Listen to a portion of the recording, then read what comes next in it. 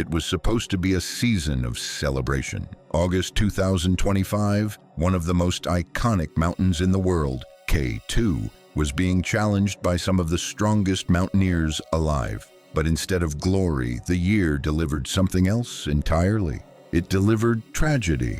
Not just one, but two shocking deaths. Not in the brutal death zone, not on the infamous bottleneck, but in the one section that was always supposed to be safe. These weren't rookie mistakes or people taking dumb risks. These were elite climbers and seasoned locals, taken out by forces no one could have predicted. And the story of what happened to them shattered everything the mountaineering world thought it understood about risk, safety, and climate on Earth's most dangerous mountain. Welcome to the edge of human endurance. This is the true story behind 2025's first K2 deaths and why they are nearly unbelievable. Guan Jing, the headstand at the top of the world, August 12, 2025. Guan Jing was exhausted, but she was alive and victorious. She had just done something only about 900 people in human history had ever done. She reached the summit of K2 and lived to tell about it.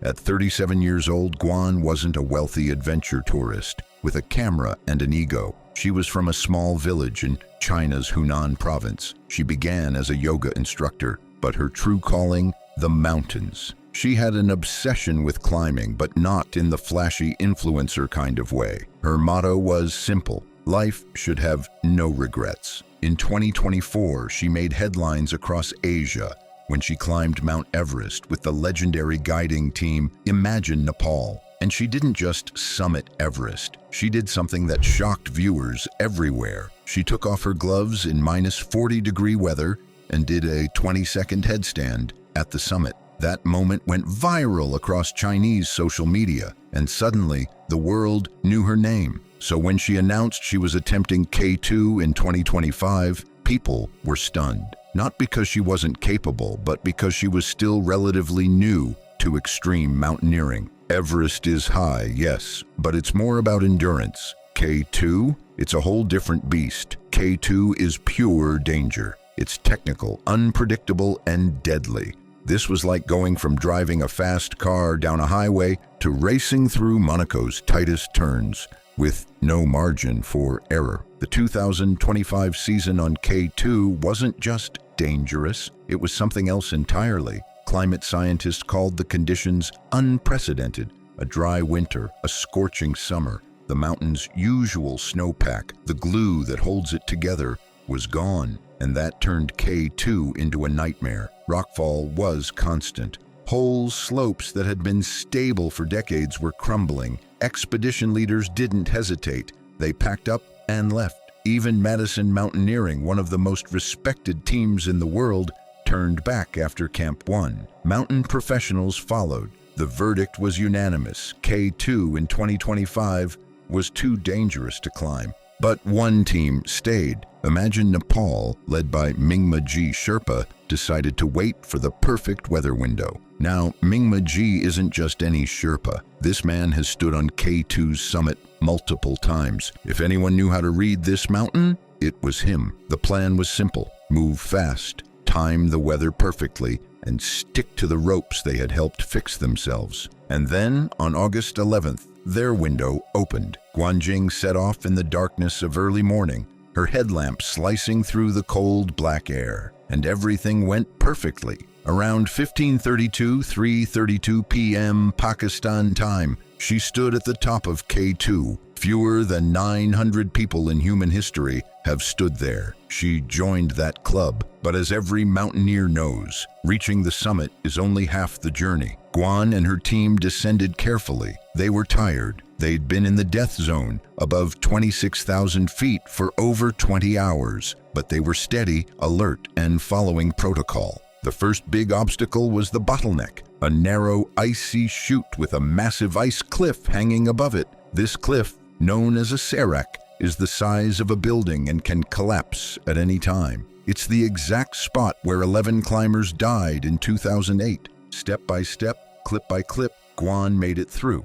Next came the Black Pyramid, a 2,000-foot wall of steep technical rock. Many climbers lose focus here, and the consequences are often fatal. Guan didn't falter. She moved like a pro, methodical, focused, precise, and eventually she made it out of the death zone. At Camp 1, nearly 20,000 feet high, her team finally rested. The worst was behind them. They melted snow for water, probably shared quiet congratulations. At that point, it felt like they'd made it. Just one last stretch down to advanced base camp. Around 10 p.m. on August 12th, they began the final leg of their descent, from Camp 1 to advanced base camp. This is the section climbers call the safe zone. The path here is wider. The terrain feels more like a rough hiking trail. There's no bottleneck, no hanging seracs, no technical rock sections. Climbers usually unclip from the ropes, relax, even pull out phones to call home. But in 2025, this stretch had become a geological trap. Without snow and ice to bind the rocks together, the entire slope had turned unstable. Unseen above Guan, somewhere thousands of feet higher, a single piece of ice finally gave way, melting after months of intense heat. A rock the size of a bowling ball, freed from its icy prison, began to fall. At first, it bounced, then it spun, then it accelerated. By the time it reached the lower slope, it was moving at over 150 miles per hour. Below, Guan Jing was likely thinking about her family, maybe smiling at the lights of base camp just around the bend. For the first time in 30 hours, she wasn't worried about dying. And then it happened. A loud crack tore through the air, a blur in the dark. A rock slammed directly into her skull. Instant. No pain, no time to scream. The blow was fatal. Guan collapsed on the trail. The woman who had defied death zones, bottlenecks, and blizzards was killed by a single rock in the one place she was supposed to be safe. Her teammates froze in horror, unsure at first what had even happened. One moment she was right in front of them, steady and calm, and the next, gone. A few rushed to her side, but there was nothing to be done. Her helmet had shattered. The impact had been so violent it left a crater in the trail. Silence hung heavy in the thin air as the reality set in. Someone radioed base camp, voice trembling. The summit they had celebrated hours earlier now felt like a distant memory. No one said much after that. Just heavy breathing, quiet footsteps, and the awful sound of a zippered body bag being pulled shut under the stars of the Karakoram night. It took days for recovery teams to reach her. Weather conditions made helicopter flights impossible at first. A ground crew had to make the dangerous climb. One of the rescuers even got injured during the operation. Eventually, her body was brought down, and across the mountaineering world, shock turned into grief and confusion. Because Guan Jing wasn't just a climber, she had become a symbol of resilience. She had done everything right, and she died in the one stretch of K2 where climbers are supposed to breathe easy. But what if Guan's death wasn't an anomaly? Ifar Hussein, the warning no one listened to. Turns out it wasn't. Just 1 month earlier, on July 19th, 2025, at 12:30 p.m., another tragedy had already taken place. Same mountain, same route, same supposed safe zone. This time, it was Ifar Hussein, a 34-year-old Pakistani porter from Sadpara village, a town in the shadow of K2 itself. Hussein wasn't a tourist. He was a mountain man, raised on the slopes, trained by the peaks themselves. He had worked expeditions on K2, Broad Peak, and beyond.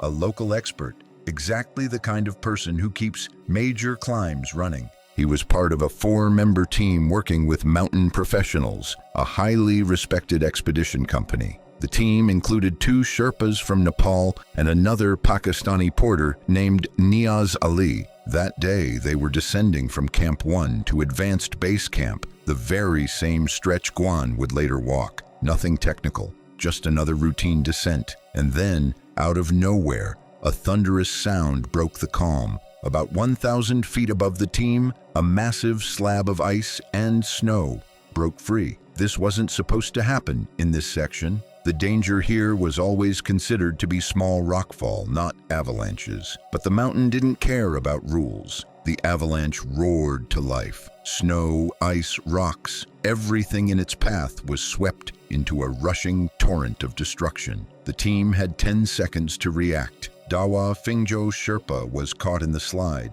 severely injured but somehow survived. Dawa Gelian Sherpa and Niaz Ali were also hit, but escaped with minor injuries. But Ifar, he was directly in the avalanche's path. There was no escape. Rescuers dug for him with bare hands, but by the time they reached him, it was too late. He had been buried under tons of snow and debris. The mountain had claimed one of its own. His body was brought down and returned to Sadpara. He left behind a wife and children who depended on his work to survive. Both Guan and Ifar died in the same zone. Both were experienced, both were cautious, and both were hit in the one place where climbers are supposed to finally relax. That's what makes these stories so shocking. Not because people died on K2, it's always been a killer, but because these deaths broke the rules. Historically, K2's fatalities have been concentrated in known zones: the bottleneck,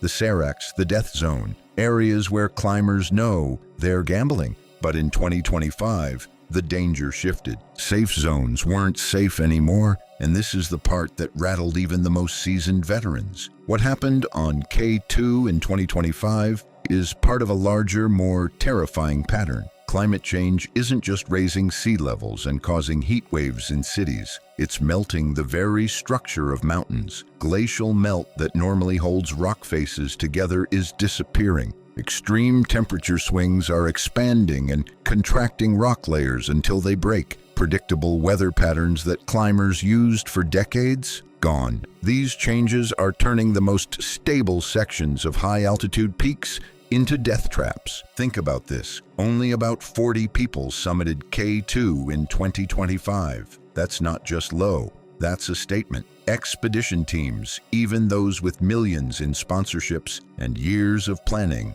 turned around and went home. Why? Because the risk wasn't worth it, even for them. And when the best in the world say no, it means something fundamental has shifted. Guan Jing once said that life should have no regrets. She lived that belief. From yoga studios in China to the summit of K2, she carved her path with discipline and fearlessness. Ifar Hussein was a backbone of Himalayan expeditions. He wasn't on magazine covers, but without men like him, no one would summit these mountains. He worked quietly, efficiently, supporting others' dreams while risking his life. Both should have been celebrating life at base camp. Instead, they became symbols of a new kind of danger, invisible, unpredictable, and entirely out of human control. K2 has always been deadly, but now it's deadly in ways no one can predict. Not just where you climb, but where you think you're safe.